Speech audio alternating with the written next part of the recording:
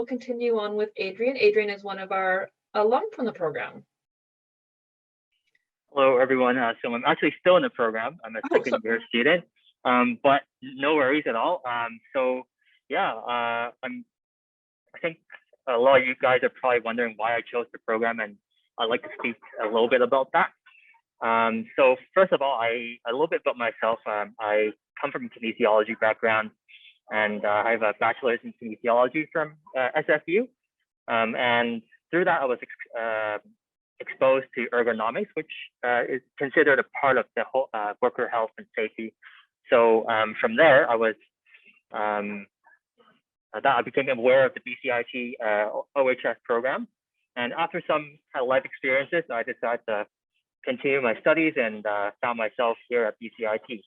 And one of the biggest differences I've noticed taking this program is that as I'm approaching my graduation, I'm not stressed, because I remember when I was at SFU, I was scrambling, trying to figure out what I'm going to do at my fourth year, trying to figure out what I'm going to do for as a career. But with BCIT, you're in good hands. Everything's under control, because they really prepare you very well for career in the field. So I'd like to thank Bobby and the staff for all the hard work that they've done. I felt like I've taken a lot from the program. Some of the things that I really enjoyed about this program is the field trip. The field trips. So we got to visit Neptune terminals. They're exporting coal and a lot of grains, and we got taken on a tour and saw how everything works. The safety superintendent from the terminal came out with us and showed us everything and gave us some tips and career advice. It was really, really good experience. And you'll probably hear this a lot if you join the program. Bobby will keep telling you to network, because it really does help in the end. And yeah, we get a lot of guest speakers. So we had speakers from all kinds of backgrounds, hygienists. We had speakers coming in who are in management right now, recent grads, speakers who are working in safety associations. So you really get to see the diverse field and all the places that you could possibly go into. And so that was super helpful. One of the things you'll realize is that there's so many possibilities in this program, and trying to narrow down where you want to go is actually like a problem, but that's a good problem to have, I'd say. So definitely, again, like hats off to the Bobby and the staff for getting all that organized. And finally, I guess what I want to talk about is where I see myself in 5 years. So right now I'm in a really fortunate position. I kind of have multiple options to consider, and but I guess for myself, I love to travel, and hopefully in 5 years I'd be able to take my experience from Canada to go somewhere else, maybe Australia or New Zealand, and work there. So yeah, that's what I have to say about the program. Hopefully answer some of your questions, and if not, I'd be happy to stay later for the Q&A session.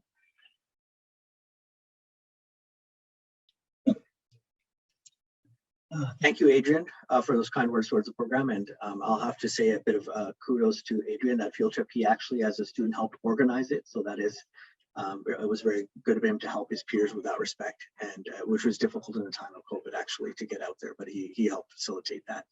So continue on, we can talk a bit about the admission requirements for the program. So I think we can go on to next slide. So our program application period is started October 1st and it goes to April 4th. The certificate program, there's no admission per se. You simply declare the program that you want to go into, which is the foundations to start. And then you can register for the classes, and registration is open right now. And you just take the classes until you meet the required credits, and then you can apply for the credential. But for ours, for the diploma program, you need to submit an application by April 4th for our September start. Next slide.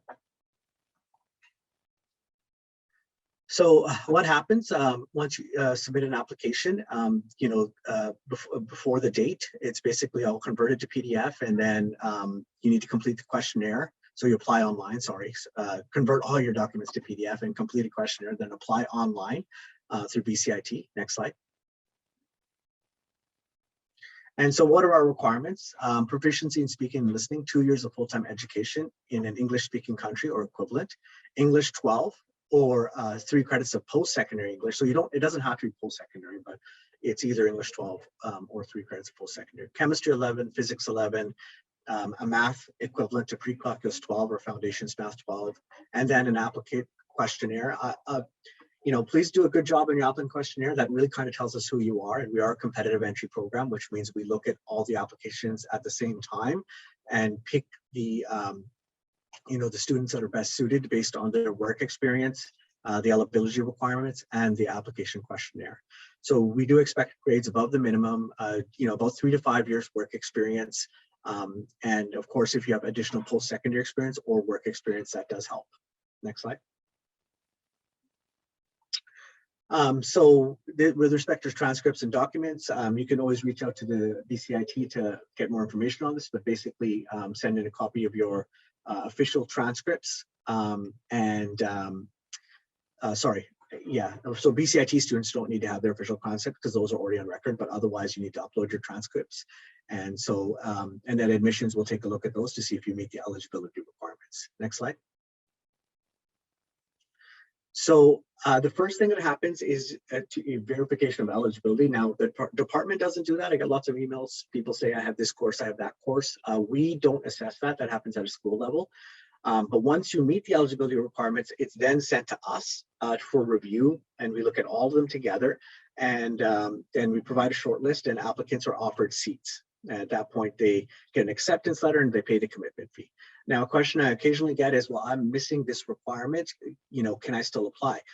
If you register, for example, for Physics 11 or Chem 11, if you don't have that, you can take it through one of the open learning self-paced courses in BC.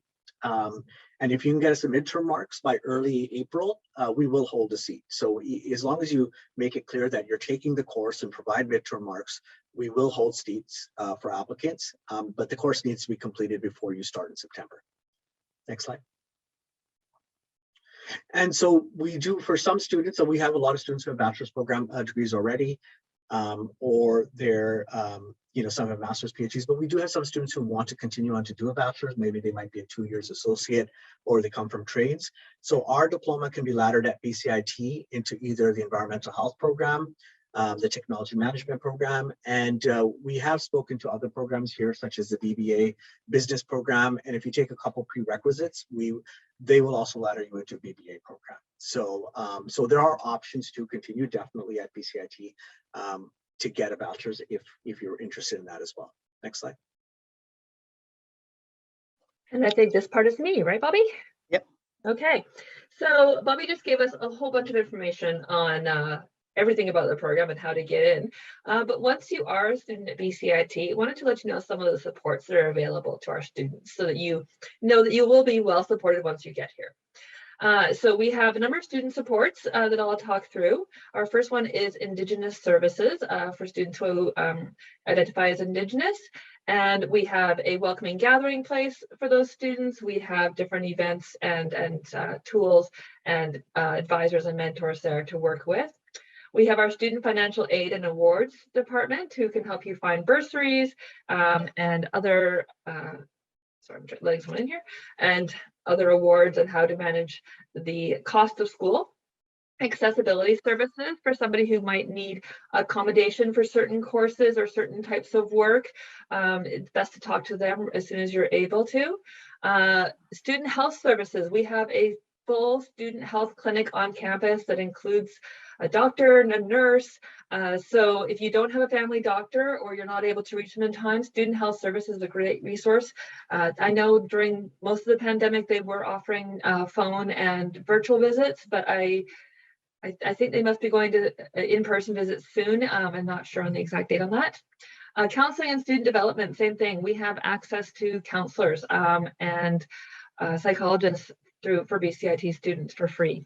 So that's something that's a great resource if you need to access that. Recreation services is our gym on campus. We have a full service gym, fitness classes, they have just recently opened up to full capacity again, and that it's a great resource. Many of our staff use it as well, and we really enjoy it. Okay, next slide here. Program advising. So if you have questions after this session that we weren't able to ask or you didn't have time to get to, best people on campus to contact is our program advising department.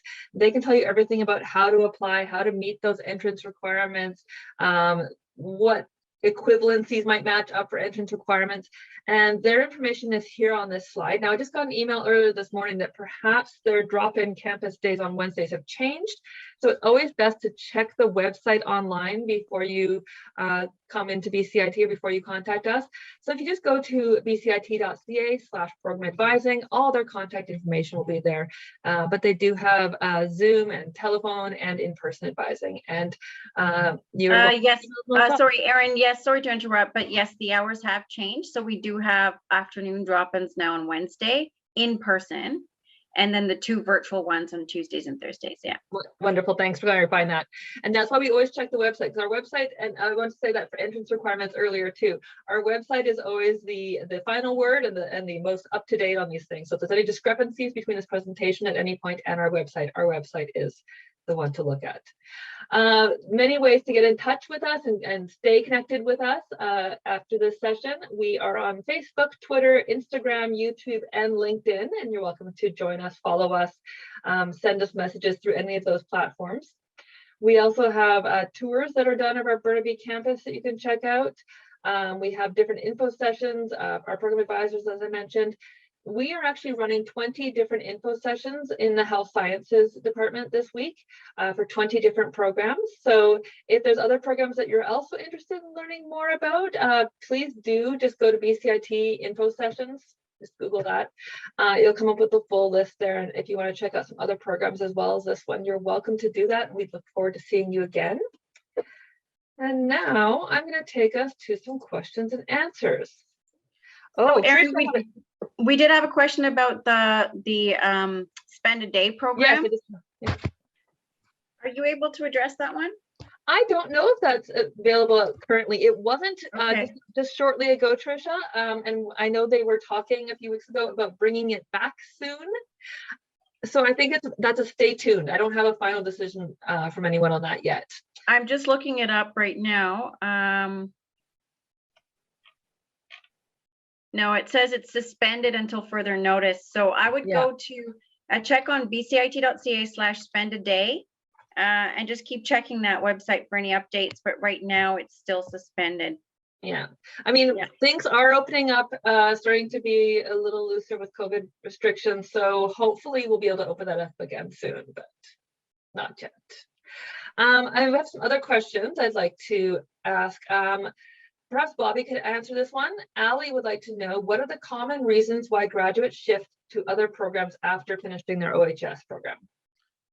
So students, graduates will sometimes, for example, if they have an associate's, they don't have a bachelor's, they want to continue on and complete a bachelor's, is one common reason. Another one is sometimes when they're working, this field is very diverse. It opens up a lot of other doors. So they want to specialize in a particular subfield almost, whether it's HR or they want to move higher up in their organization into more senior level positions. Then at that point, you probably want to do an MBA. So you can move into director level positions. I know it's common for government agencies to expect a master's for people in management and upper level positions. So they, in that case, they, the bachelor's is more, they want to move into more senior level positions. So that's one of the common reasons.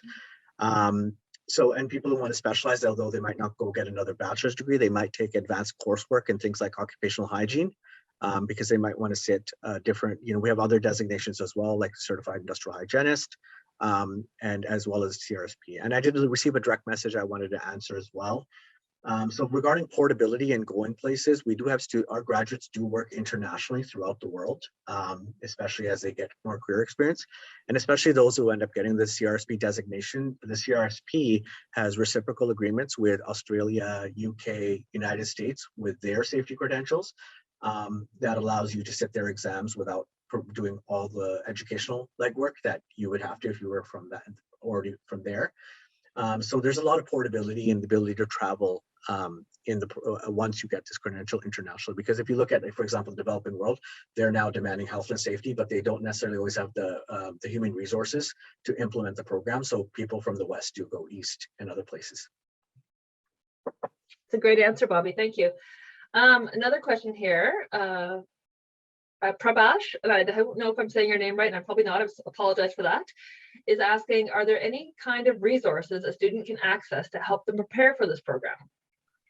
I think the program is pretty self-contained. I don't usually recommend students do anything prior. Once in a while, students may be unsure if it's right for them, so they'll take the OSH 1000, which is a fundamentals course in the certificate programs, to get a feel for it. And then when they take they take the program, we give them that transfer credit for that. But I mean, I don't usually say you need to do that. I mean, it's not required. So Adrian can speak to more of what he thought may have prepared him better for the program, but I would say it's fairly self-contained. Yeah, so I see this, well, there's also another question about the hours of homework, so maybe I can take on both of these questions at the same time. Thank you. So in terms of preparation, I came from a bachelor's of science degree, so I think that really helped me. And that being said, a lot of my classmates don't come from that background, and everyone is doing fine anyways. So I think a good way to put the OHS program is that it's a lot of work. So don't be illusioned. Like when you're in the program, you're going to be working hard, and the hours are going to be long. But everything is manageable as long as you plan ahead. And also, if you ever need help, there's so many resources that you can do. Professors or teachers, instructors have office hours, and all of them are more than happy to help. You can get, so for example, some of my classmates are better in chemistry, and so if you have good relations with your classmates, all of you can work together and get a lot of this stuff done together. So I think having that teamwork also really helps. And finally, everything's online nowadays. So like if there's something technical that you don't understand, you can always go online and look it up, and then ask instructors after if you're on the right track.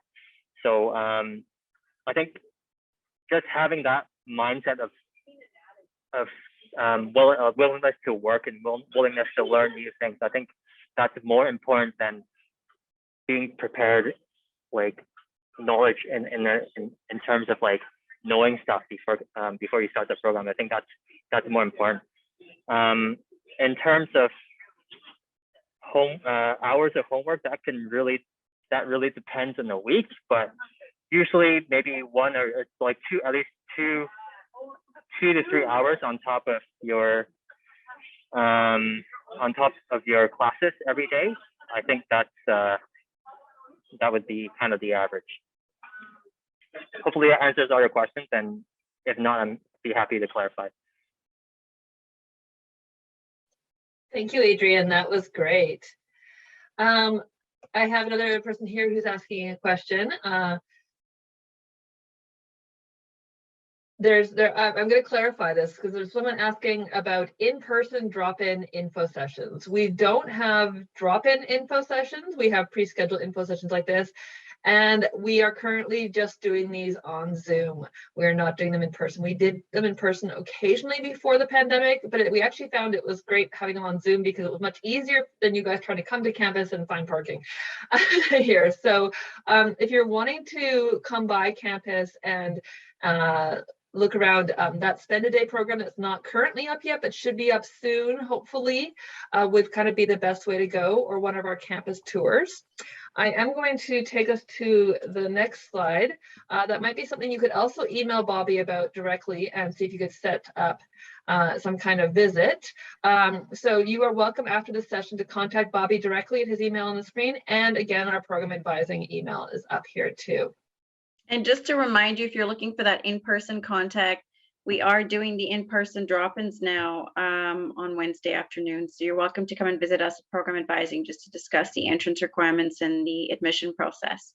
Yes, so that's, yeah, sorry, I was mixed up on that. That's true. That's the drop-in is available for Program Advising.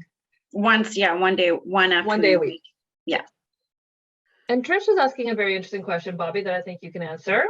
How do you handle failed courses for students? Now, we don't want to think negatively right off the bat that we're going to fail any courses, but how would you handle that? Do you have to pass each course and each term to keep moving forward in the program? I mean, courses are prerequisites. Courses are prerequisite for some courses, but a student failing a single course wouldn't hold them back from continuing. It may block some further courses. So this does come up once in a while. It's not a common thing. And we work with the student to first, you know, if it looks like they're falling behind, to work with them to get them on track. That's the first thing we do well before, you know, worrying about a student failure. But if it does happen, we set up alternate schedules. There's summer courses, especially our OHS courses, because they're in the PTS program. The students can make those up and transfer them. Usually students have the biggest challenge on the chemistry and physics and math courses. Those are the ones that, especially in the first term, it's science heavy, and then it transitions more to OHS. But we do have also courses they can take in the summer to catch up, as it were. So though it's not common, it does happen once in a while, but we're experienced in helping students navigate and move forward. It wouldn't hold them back if they failed one course. That's a great answer and good to know. Thanks. Hi there, I actually have a question to ask. Oh, yes, all go ahead. right. Sorry, I'm on my phone, so it's really not so convenient to type as it is on a computer. But No problem. my question is, I look over the courses for the diploma and the certificate, and I noticed that the diploma is much more science-based as opposed to the certificate. And I was just wondering why that is, because I am more interested in the diploma. However, I do work full-time in healthcare, and the certificate program is much more catered to my schedule and just my life where I am right now. So I'm a little bit conflicted between both. And I'm just wondering, why the diploma was more science-based, and would that be a, what's the word that I'm looking for? I mean, I guess maybe we can just start with that first question. Why is this diploma more science-based as opposed to the certificate?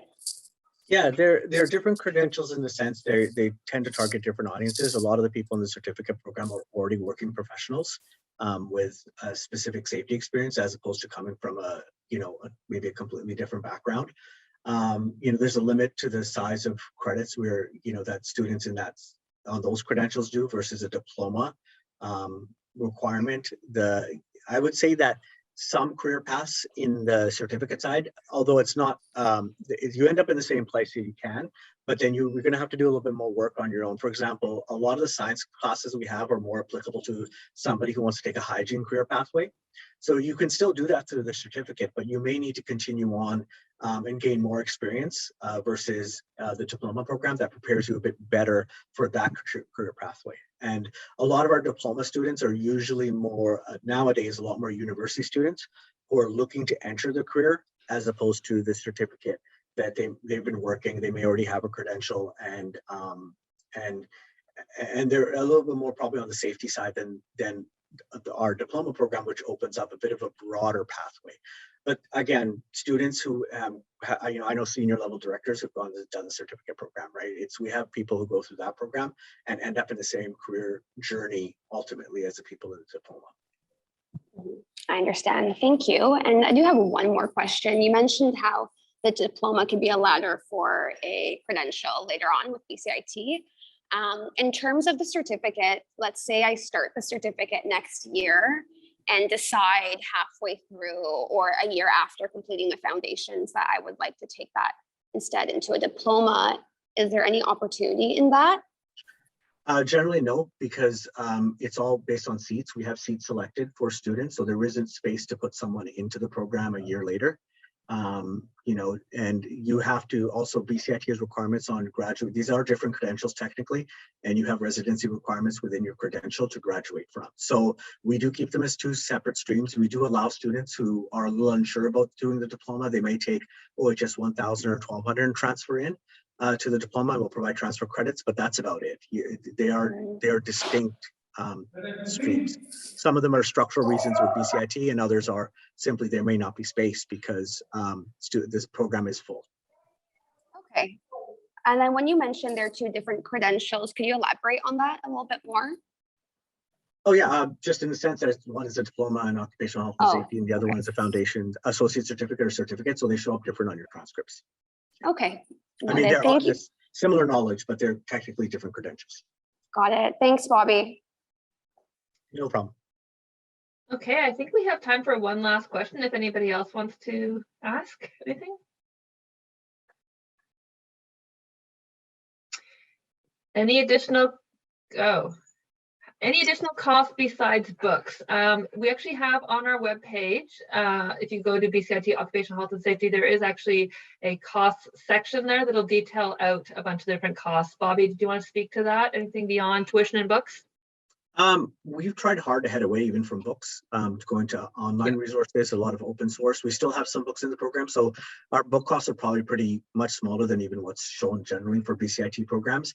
The only other cost would be, sometimes you go on site, so you at a minimum need safety boots, safety footwear. We pretty much provide everything else, and Adrian can probably speak to more. I mean, I'm a little blind to sometimes the additional student costs, but him going through the program, he can let you know if there's anything extra. No, I think Bobby did a pretty good job summarizing. And so far in my 2 years of studying, I bought maybe 3 textbooks so far. So they really do try to keep everything online nowadays. And there are always other ways of finding textbooks. Let's just say it like that. So also in terms of additional student costs, no, I think sometimes we do attend, so for example, there are networking opportunities, and sometimes those events are paid, but Bobby does a pretty good job advocating for us so that these costs are eliminated. So yeah, I'd say it's a pretty good estimate there. Yeah, when organizations, conferences reach out to me about student participation, I push pretty heavy on if it's not free, I'm probably not going to advertise it too heavily because, students don't, they're not working, right? So they get the general idea where they will provide student participation at a very reduced cost or even free, which is these days has been free, I think, for the last 2 or 3 conferences our students have gone to. So that's wonderful. One last question I'm going to ask. What is the class size? What is the intake for 2022, Bobby? We're 24 students, so usually 22 plus 2, so 22 domestic and 2 international. And that's one good thing about BCIT that we always talk about is that we have small class sizes. So you really get to know each other, you get to know your instructors. There's much more intention than if you're in a large lecture hall at some larger university. So one other thing to keep in mind. Bobby, do you have any closing words before we head off? I saw you unmute for a sec there. No, I was, just echoing what you said. They're small cohorts, so Adrian can again speak to it. He probably knows his peers pretty good. They spent 2 years working pretty hard together. And just thank you, Aaron, Jennifer, and Breen in supporting our program for this info session, and Adrian as well for joining us. Okay, thank you very much, everybody. I'm so glad you guys were able to join on and meet with us this afternoon, this afternoon. And please do continue to keep in contact with us if you have any questions going forward. Thank you very much.